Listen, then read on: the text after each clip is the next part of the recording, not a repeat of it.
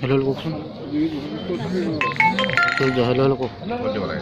Hello को ना hello hello hello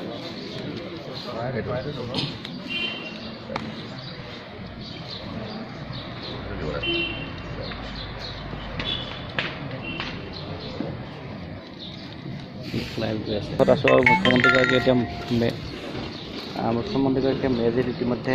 জুই দিছে দেখিছে আপোনালোকে আৰু বাসগৃহৰ চোতালৰ পৰা আমি দেখাইছোঁ পোনপটীয়া সম্প্ৰচাৰ আৰু মুখ্যমন্ত্ৰীগৰাকীয়ে ইতিমধ্যে মেজিত জুই দি তেওঁ সেৱা লৈছে মেজিত আৰু ইতিমধ্যে নিৰ্দেশ দৰ্শকে দেখিছে মুখ্যমন্ত্ৰীগৰাকীৰ লগতে তেওঁ পৰিয়ালৰ সদস্যসকল আৰু ইয়াৰ স্থানীয় শাসৰে ৰাইজে অগ্নি দেৱতাক তেওঁলোকে অগ্নি দেৱতাক পূজা কৰি তেওঁলোকে বছৰটোৰ বাবে মংগল কামনা কৰি দেখা গৈছে যে অসূয়া অপ্ৰীতি সকলো নাশ কৰাৰ বাবে প্ৰয়াসেৰে তেওঁলোকে সেৱা গ্ৰহণ কৰিছে আৰু আজি বিহুত বা প্ৰতি বছৰে মুখ্যমন্ত্ৰীগৰাকীয়ে নিজৰ বাসগৃহত এনেদৰে দেখা গৈছে যে তেওঁ সেৱা গ্ৰহণ কৰে প্ৰতি বছৰে আৰু এনেদৰে অগ্নি দেৱতাক কি কৰি ৰাজ্যবাসীৰ কুশল মংগল পৰিয়ালৰ কুশল মংগল কামনা কৰিছে লগতে তেওঁৰ আত্মীয় স্বজন এই মুহূৰ্তত আমি তেওঁ বাসগৃহৰ দৃশ্য দেখাইছোঁ ইয়াৰ পাছত আজি মুখ্যমন্ত্ৰীগৰাকী নগাঁৱলৈ যাব নগাঁও নেহৰুৰ বালিটো আনুষ্ঠানিকভাৱে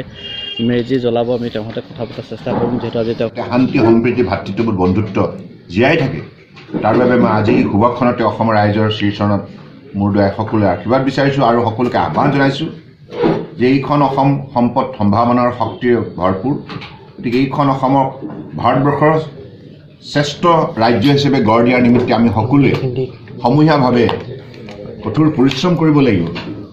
গতিকে মোৰ দৃঢ় বিশ্বাস অসমীয়া ৰাইজৰ ব্যক্তিত্বত সেইখিনি দক্ষতা যোগ্যতা দৃঢ়তা সততা নিষ্ঠা সকলো আছে গতিকে আমি কেৱল সকলোৱে মিলাপ্ৰীতিৰে কাম কৰিব লাগিব কাৰণ অসমৰ জাতীয় স্বাৰ্থত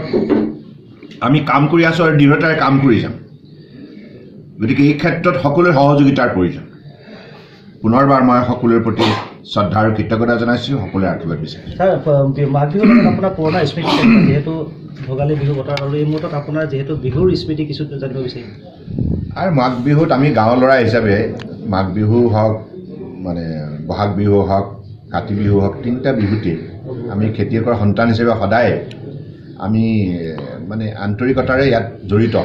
আৰু অত্যন্ত উৎকণ্ঠা থাকে মাঘ বিহুটো গোটেই ধান চপোৱাৰ পাছত এই উৎসৱটো হয় গতিকে প্ৰতিটো পৰিয়ালৰ ভঁৰালত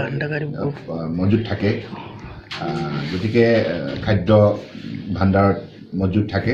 পৰ্যাপ্ত পৰিমাণৰ এই মুহূৰ্ততে বিভিন্ন ধৰণৰ শাক পাচলিৰ পৰা আৰম্ভ কৰি আৰু মাছ পুঠিও পুখুৰী বিলত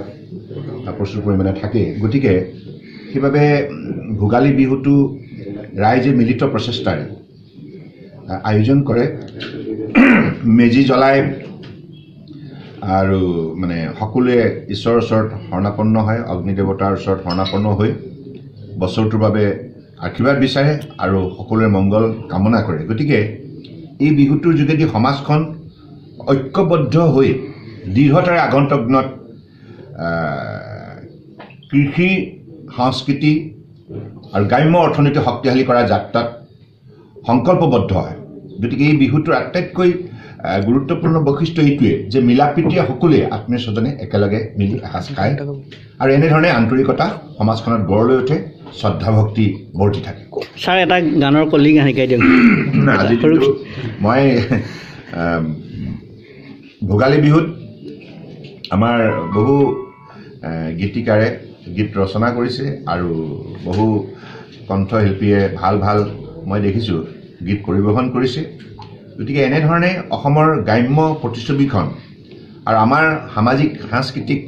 আধ্যাত্মিক পৰম্পৰা মূল্যবোধ তেখেতসকলৰ গীতৰ কলিৰ যোগেদি সুন্দৰভাৱে প্ৰতিফলন ঘটিছে প্ৰকাশ পাইছে গতিকে মই শিল্পী সমাজকো এইখিনি গুৰুত্বপূৰ্ণ সাংস্কৃতিক জগতলৈ বৰঙণি আগবঢ়াৰ বাবে মই তেখেতসকলকো আন্তৰিক ধন্যবাদ জনাইছোঁ আৰু বিশেষকৈ আমি উঠি অহা চামটো কৃষিক সকলো সময়তে মৰ্যাদা সহকাৰে জীয়াই ৰাখিব লাগিব কৃষি আমি যদি দৃঢ়তাৰে কঠোৰ পৰিশ্ৰম কৰোঁ কৃষি যোগেদি আমাৰ অৰ্থনীতি বুনিয়াদ গঢ় লৈ উঠিব গতিকে খেতিয়কৰ সন্তান বুলি যাতে সকলোৱে গৌৰৱান্বিত কৰিব পাৰে সেই পৰিৱেশ আমি নিৰ্মাণ কৰিব লাগিব আৰু এতিয়া যিহেতুকে আমি চৰকাৰৰ তৰফৰ পৰাও খেতিয়কসকলক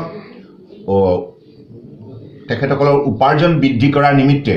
উৎপাদন দুগুণ বৃদ্ধি কৰাৰ যি লক্ষ্য স্থিৰ কৰিছোঁ মাননীয় প্ৰধানমন্ত্ৰী ডাঙৰীয়াই সেই লক্ষ্য ভাৰতবৰ্ষৰ খেতিয়ক ৰাইজৰ সন্মুখত দিছে আৰু ইয়াৰ বাবে আধুনিক ধ্যান ধাৰণাৰ বিজ্ঞানৰ প্ৰযুক্তিবিদ্যাৰ সহায়ত বিভিন্ন ধৰণৰ আঁচনিবিলাক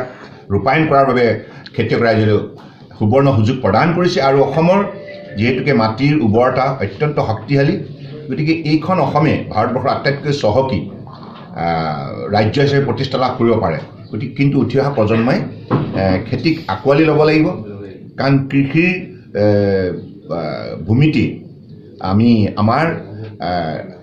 কৃষ্টি সংস্কৃতি ৰীতি নীতি সেইবিলাক গঢ় লৈ উঠিছে এটা সুন্দৰ পৰম্পৰা গঢ় লৈ উঠিছে গতিকে উঠি অহা প্ৰজন্মই আধুনিক ধ্যান ধাৰণে খেতিপথাৰত আত্মনিয়োগ কৰি উপাৰ্জনৰ ক্ষেত্ৰত স্বাৱলম্বী হৈ অসমৰ অৰ্থনৈতিক বুনিয়াদ গঢ় দিব লাগিব আজিৰ দিনটো বিহু কেনেকৈ পালন কৰিব আপুনি ইতিমধ্যে মেজি জ্বলোৱা দেখিছোঁ মই ঘৰত আৰম্ভ কৰিলোঁ আৰু ইয়াৰ পাছত মেজি জ্বলোৱাৰ পাছত মই এতিয়া নগাঁৱলৈ যাম নগাঁৱত 3টা কাৰ্যসূচী আছে আৰু মই ভাবোঁ যে সমগ্ৰ অসমৰ ৰাইজে এই ভোগালী বিহুটো অধিক উঠি অহা প্ৰজন্মৰ বাবে আকৰ্ষণীয় কৰি তুলিব আৰু এই উঠি অহা প্ৰজন্মই এই ভোগালী বিহুৰ পৰাই আমাৰ মানৱীয় প্ৰমূল্যবোধ তেখেতসকলে গ্ৰহণ কৰিবলৈ সক্ষম হয়।